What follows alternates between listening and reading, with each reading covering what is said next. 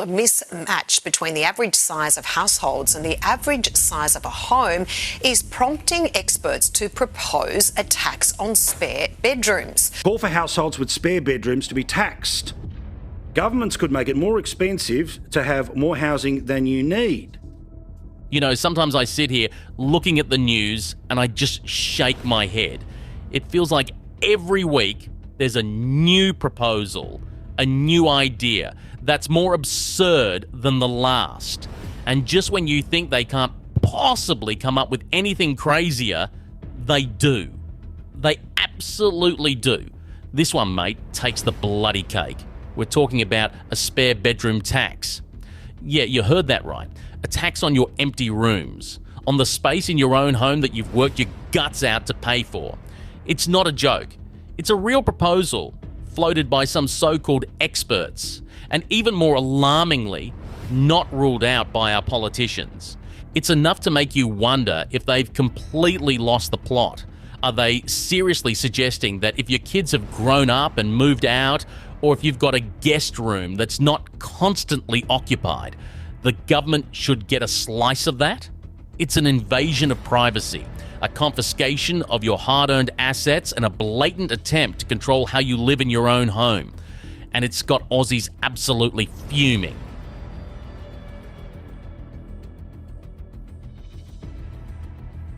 Before we expose the outrageous details of the proposed spare bedroom tax and why it's a terrifying step towards government control over your private property, join our Patreon. We're the resistance exposing the truth about these absurd policies and the global agenda to make you own nothing. Link in the description.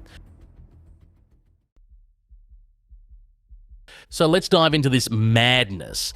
The idea of a spare bedroom tax has been floated by a property research group called Cotality and picked up by various media outlets. Their argument, supposedly, is to address the housing crisis.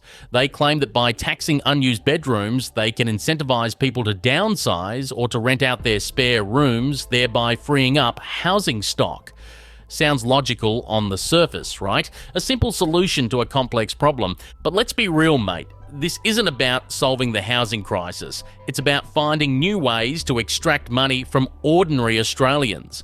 The proposal suggests that if a property has more bedrooms than occupants, the owner could face an additional tax. Imagine being a single person living in a 3-bedroom house you bought decades ago, now facing an extra tax because your kids have moved out. Or a couple who've always had a guest room for their family suddenly being penalised for it. This isn't just a tax, it's a punishment for having space. It's a direct attack on the concept of private property and the right to use your home as you see fit. It's a government telling you how many bedrooms you're allowed to have, based on how many people live under your roof. It's an unprecedented level of intrusion into your private life and your personal assets, and the outrage has been immediate and widespread. Aussies are absolutely losing it over this. Social media is flooded with comments from people calling it ridiculous, an invasion, and a blatant money grab. Even politicians who usually toe the party line are struggling to defend it. The Labor government, when pressed, has repeatedly refused to rule it out, which, as we know, usually means they're seriously considering it. I don't know what bizarre fantasy land those opposite have been living in. What on earth are they talking about? This isn't just about the money, though that's bad enough. It's about the principle. It's about the government dictating how you live in your own home. It's about them seeing your property not as your sanctuary, but as a resource to be managed and taxed for their own purposes. It's a terrifying precedent that could open the door to even more intrusive taxes down the line. Now, if this spare bedroom tax sounds familiar, that's because it's not a new idea. The United Kingdom introduced a similar policy in 2013, often referred to as the bedroom tax. It was part of their welfare reforms targeting social housing tenants who were deemed to have spare bedrooms. The idea was to reduce housing benefit payments for those living in properties larger than their assessed needs. And let me tell you, mate, it was an absolute disaster. It led to widespread hardship, increased poverty, and even homelessness for some of the most vulnerable people in society. Families were forced to choose between paying the extra charge or moving to smaller, often unavailable properties. It disproportionately affected disabled people, single parents, and those with complex needs. It didn't solve the housing crisis in the UK. Instead, it created a humanitarian crisis. It was widely condemned by human rights organisations, charities, and even the United Nations. The policy was seen as cruel, ineffective, and a direct attack on the poor. And yet, here we are in Australia, with some experts suggesting we implement a similar, if not worse, version of it, but this time potentially targeting all homeowners, not just social housing tenants.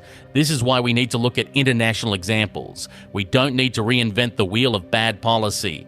The UK's experience is a clear warning sign. A spare bedroom tax doesn't free up housing stock. It just punishes people for having space, creates immense financial stress, and leads to social unrest.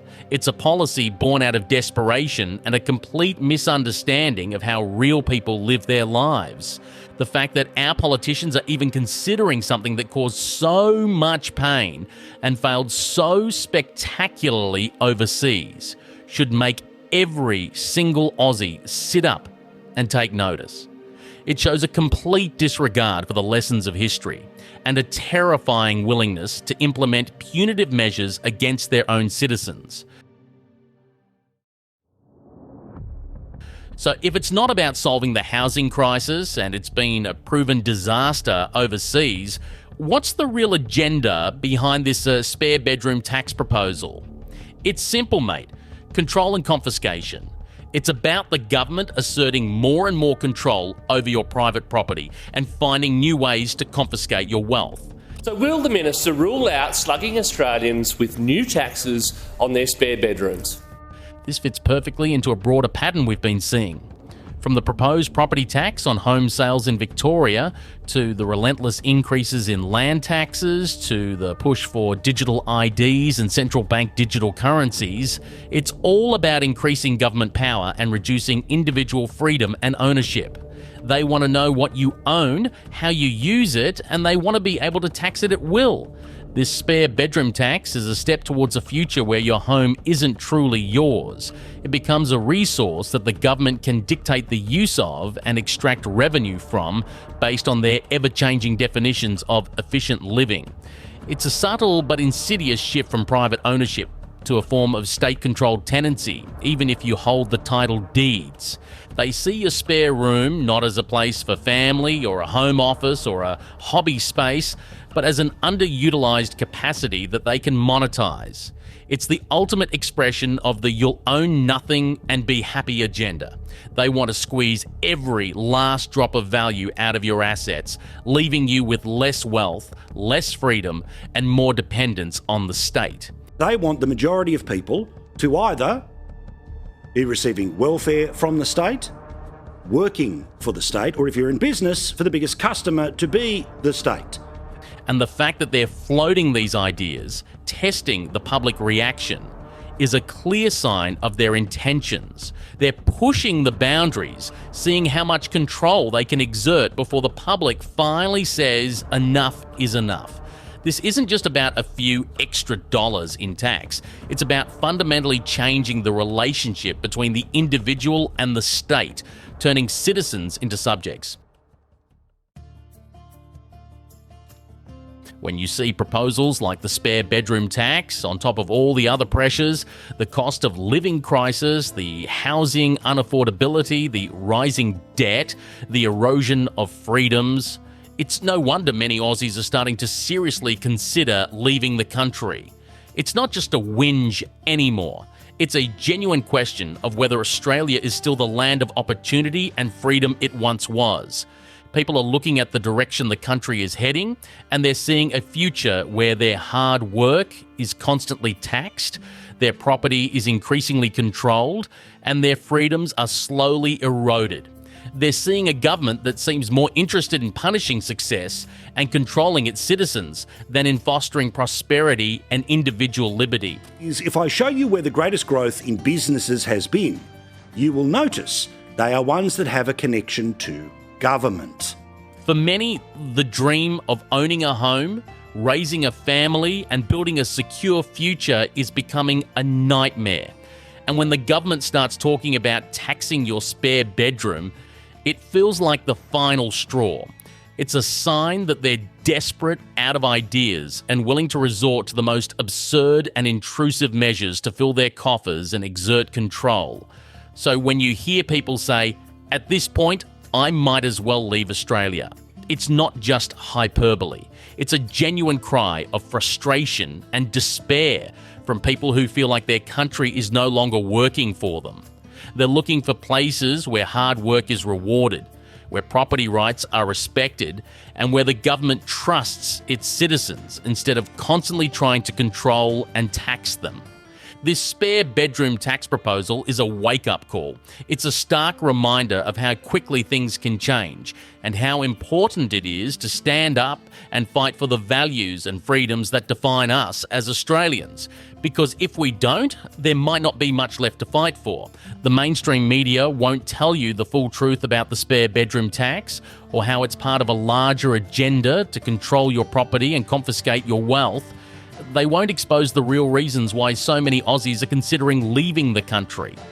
Join our Patreon for uncensored investigations into the policies designed to strip you of your freedom and make you dependent on the state.